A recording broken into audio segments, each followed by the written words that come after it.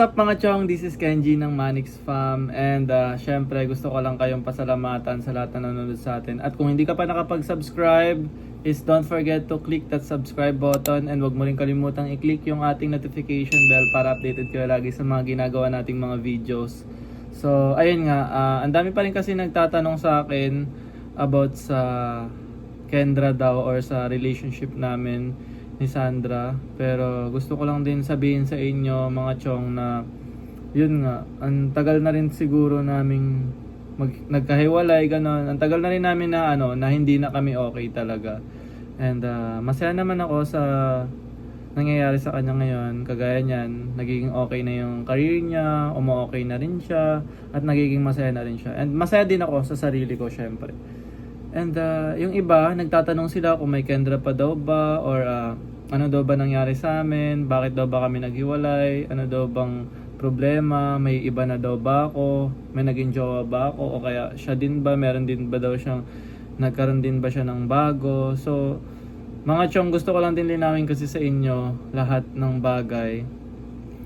Alam ko sa iba sa inyo, wala naman kayong pakialam sa relasyon namin or sa naging problema namin, 'di ba? Pero yung mga ibang fans din kasi, yung ibang mga viewers is nagtatanong din talaga sa akin, kinukulit din talaga nila ako. Even sa DM, sa private message, kinukulit din nila ako. And gusto ko lang din talagang sabihin sa inyong lahat na yung Kendra nga po, or ako at si Sandra po is wala na po talagang kami. Like simula pa po, last month pa po. Simula po nung May po. Actually, nung April pala, simula nung April po, wala na po talaga kami. Hindi na po talaga kami naging okay. And hindi ko na rin po talaga pwedeng sabihin sa inyo kung ano yung naging dahilan. Pero both side naman po is parang tawag nito. Both side naman po is parang naging naman po. Like okay naman ako, okay rin naman siya. Naghiwalay po kami ng maayos. Ganon. And for sure, may idea naman kayo kung bakit nangyari yun. Pero hindi ko na para halongkatin pa. Kung gusto nyo na lang malaman, siguro panoorin nyo na lang yung mga vlog ni Sandra about doon. Kasi lahat po talaga ng ina-upload namin, personally, is talagang totoo po na nangyayari. And nagsimula nga, siguro sabihin ko na lang din talaga sa inyo, sige na nga, ganito na lang. Para matapos na lang din lahat ng tanong nyo, sige sabihin ko na lang din talaga sa inyo kung saan nag-start yon. Actually, nag-start po talaga yon nung time na si Blight at saka ako is nakita niya nga kami. So nahuli niya kami na nagti-TikTok kami, and then nakita niya na bigla na lang akong ikinis ni Blight sa pisngi. So ganun yung nangyari. Pero hindi ko naman sa parang ginusto yun. Pero syempre, hindi natin may iwasan na kapag dumating sa ganong sitwasyon, nakita niya tayo, nahuli niya tayo, mag-iisip talaga siya ng iba, diba, ng masama. Pero hindi niya na ako binigyan ng chance para mag-explain. Nagbase na lang siguro siya dun sa nakita niya. Pero kung ako rin naman nasa kalagayan ni Sandra, for sure na may isip ko rin is parang, syempre, magagalit, of course. Diba? Kahit kaya rin naman siguro nasa sitwasyon niya, magagalit din naman kayo. At nire-respeto ko rin naman siya bilang ex ko na siya.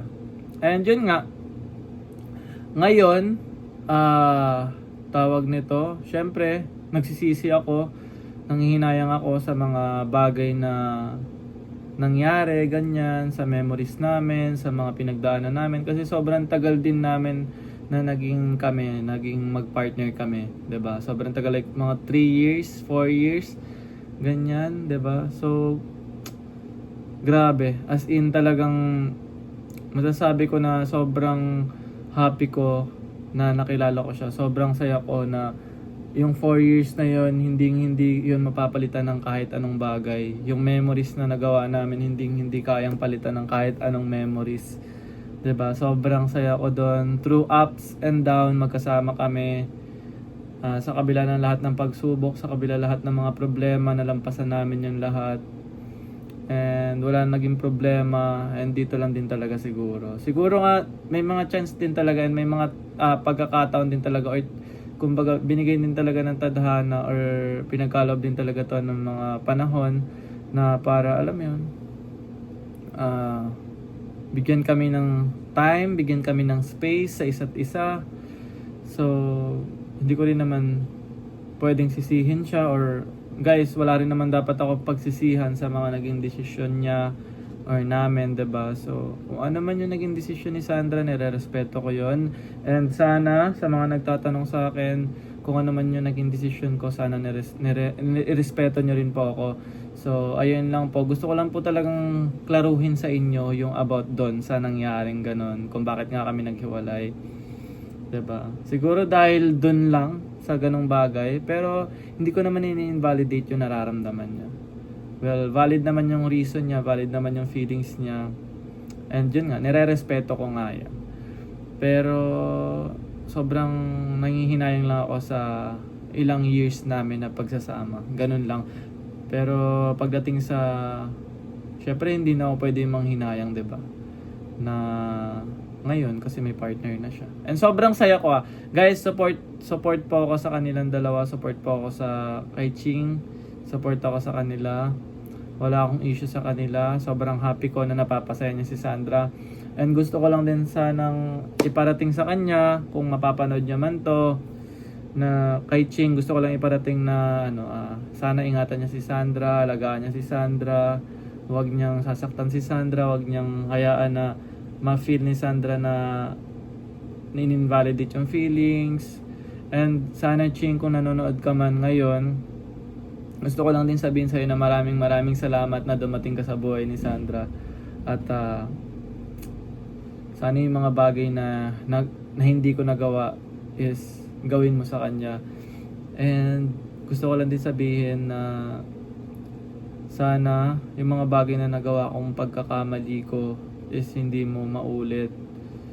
At sana talaga ingatan mo talaga si Sandra. Yun na naman yung gusto kong sabihin, kasi sobrang minahal ko rin naman talaga ng totoo si Sandra. Minahal ko yung totoo, yung tao na yun, grabe. Binuhos ko din lahat ng pagmamahal ko sa kanya. Binigay ko lahat na to the point na wala nang matira sa akin. Sabi ko sa sarili ko yun kahit wala nang matira sa akin, basta may bigay ko lang yung gusto, yung mga bagay na magpapasaya sa kanya, ibibigay ko talaga. Well, naibigay ko naman. Siguro dumating lang din talaga sa point na pagod siya that time. Pagod din ako that time. Hindi ko na rin naipaglaban, 'di ba? Yung relationship namin. And syempre, siguro sumabog na rin siya that time sa pagod niya, 'di ba? And yun nga, gusto ko lang din talaga na maging masaya siya. Wala rin naman ako ibang pinapangarap para kay Sandra kundi maging masaya lang siya. And matupad niya lang yung mga pangarap niya. Kaya guys, nananawagan po ako sa inyo na sana patuloy nyo pa rin talagang suportahan si Sandra at si Ching na rin syempre. Suportahan nyo silang dalawa. Kung ano man yung mangyari sa kanilang dalawa, sobrang saya ko, nire-respeto ko yun, at hindi ako magiging hadlang para doon. Kaya naiyak ako. Kaya yan, maraming salamat pa rin sa mga nag-i-stay sa akin, sa lahat ng mga viewers ko, sa lahat ng mga nanonood sa akin lagi, sa mga sumusuporta sa akin. Maraming salamat pa rin sa pagsuporta nyo sa akin kahit ako na lang mag-isa. Hindi nyo ako iniiwan. Guys, ito lang masasabi ko. Kahit ano man pong mangyari sa akin, hindi ko kayo makakalimutan. At lahat ng mga comments nyo, binabasa ko yan lahat. Lahat yan, as in nakalista yan lahat sa akin. Hanggat maaari, kung kaya kong i-heart replyan, nare-replyan ko. So, eto yung tanong lang na to. Eto yung mga tanong, comment, lahat ng sagot.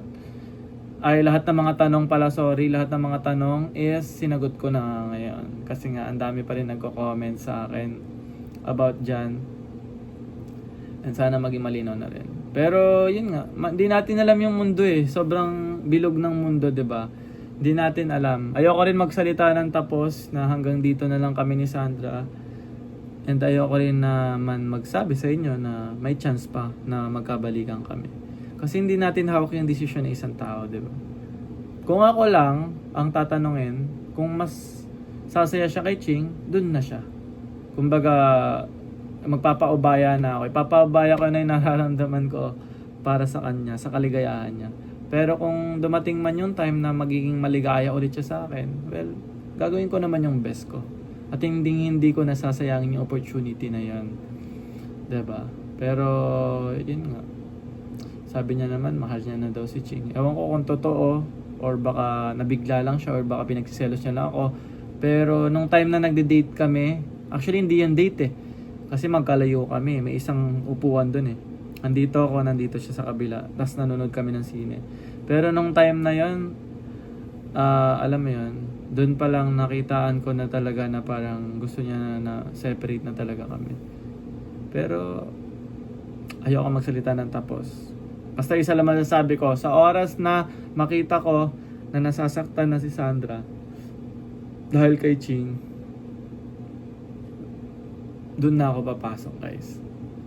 I'm sorry sa mga fans dyan ng Chingdra, pero pag dumating yung time na yon, syempre andito lang ako para kay Sandra. Yun lang. Maraming salamat sa lahat ng nanonood.